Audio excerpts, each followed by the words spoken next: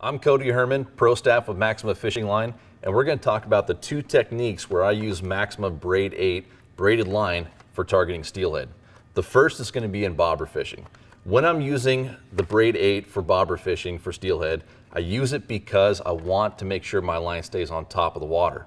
If we're using monofilament or fluorocarbon, they will actually sink into the water column. Using the Braid 8, it will stay on top of the water and you'll be able to mend your line and get that perfect float going through the drift. In cases like this, I prefer to use the HV, the high visibility yellow, so I can see exactly where my line is and make sure it's staying above my bobber and not getting dragged below.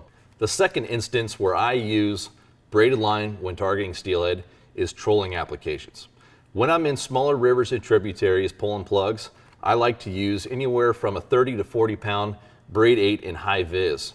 Now there's a few reasons why I do. The first being that I can actually see exactly what my lure is doing down at depth. It will tell me, because there's no stretch in braided line, if I'm hitting rock or sand bottom, and also indicate that my lure is working properly.